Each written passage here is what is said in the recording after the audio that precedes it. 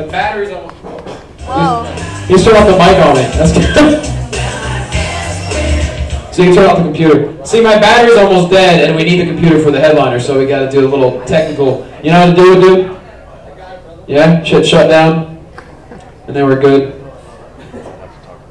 All right. Thanks for coming out in the rain. God bless you guys, because I was worried, because, you know, rain to Californians is like a blizzard. You know, everyone's afraid. There's accidents everywhere. It's crazy. Actually, I got gas on the way here, and I went to Chevron. And I don't really know much about gas, but I like how Chevron's got the new ad campaign saying, hey, come to Chevron, because our gas has Techron.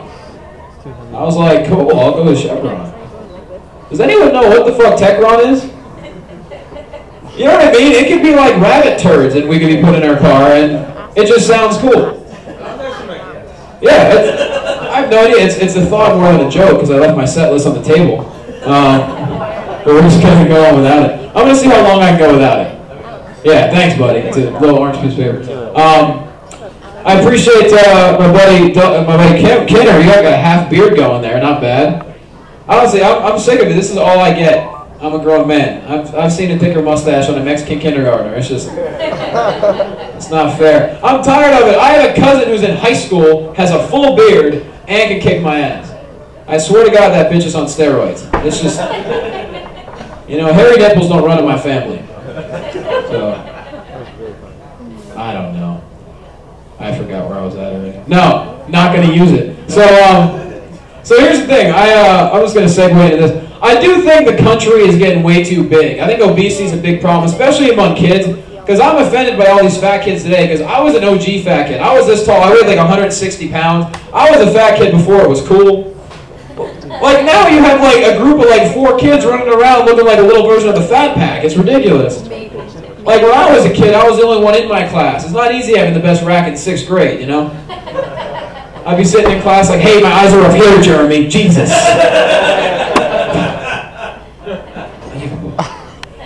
And now I'm a physical therapist, so I see all the big people firsthand because they all come in with pain. And I had this big lady walk in, 300 pounds. She looked right at me. She's like, I have low back pain. What can you do for me? I can put duct tape on your lips. I can take that double-double out of your left hand. I mean, I'm not a miracle worker. Talk to a guy named Moses. He did cool shit with water back in the day. You know, maybe get yourself a Nintendo Wii, move around a little bit. And then I have the female patients that are my age and don't want to trust me. You know, they come in right away asking questions like, do you know what you're doing? Why is it so cold in here? I sprained my ankle. Why am I naked? You know, it's just it's a silly question is what it is.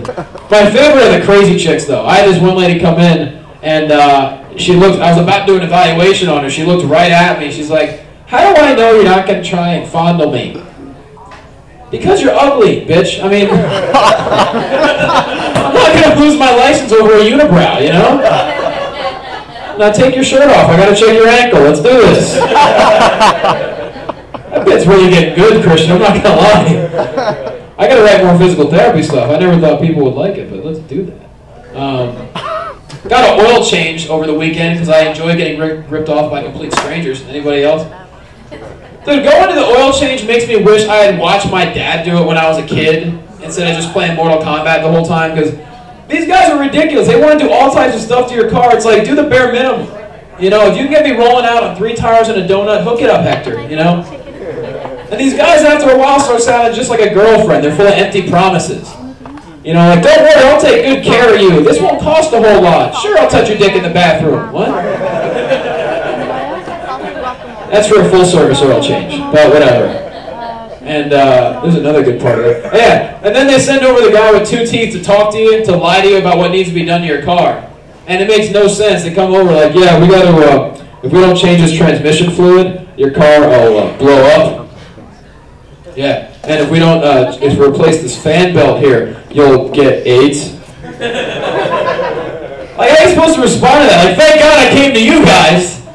Here I was thinking I was a little low on oil and had a good immune system. Little did I know I've been cruising around in the Hyundai Hindenburg Sport Coupe, and my T-cells are low. And The guy's like, oh, these are all good things to do, I swear. Yeah, so is getting a GED, dude. Go back to school. All right, we're working on that one.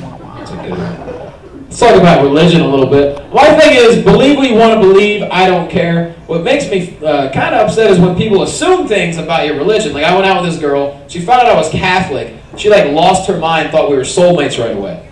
You know, she's like, oh my God, it's so hard to find a good Catholic man. I was like, hey, I just said I was Catholic. I drive a car. I didn't say it was a good car.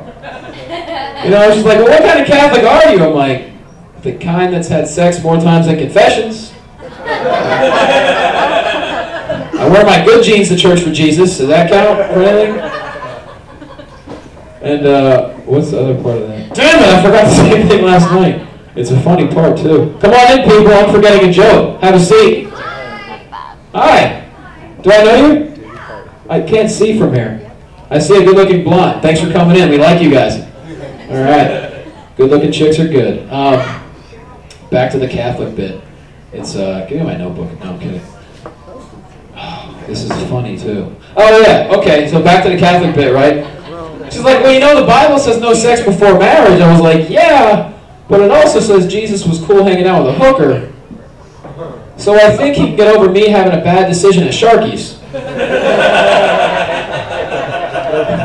See, it was worth the wait. And then she's like, well, you know, you're only supposed to get married one time. I'm like, yeah, I'm not going to rent 2 tuxedos. Come on now. That is expensive.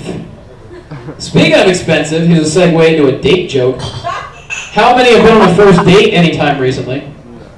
Besides the eliminate going on right here.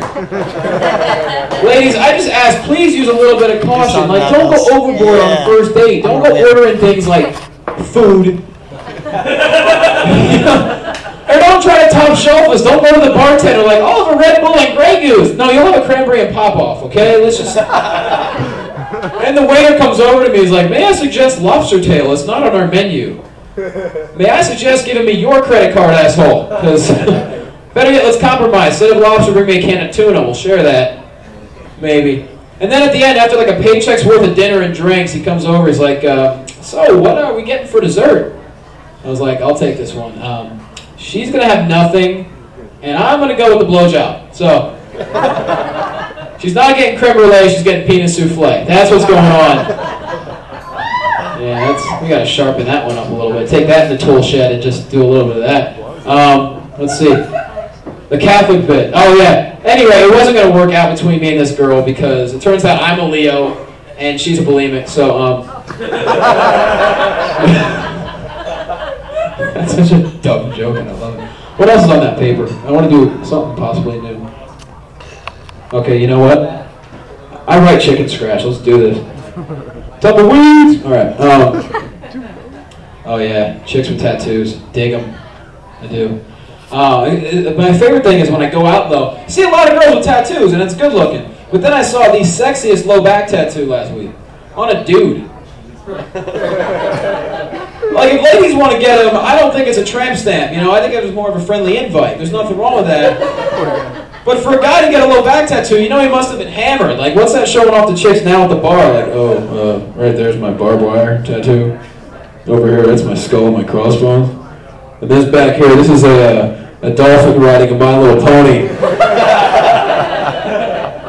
I think it's cute.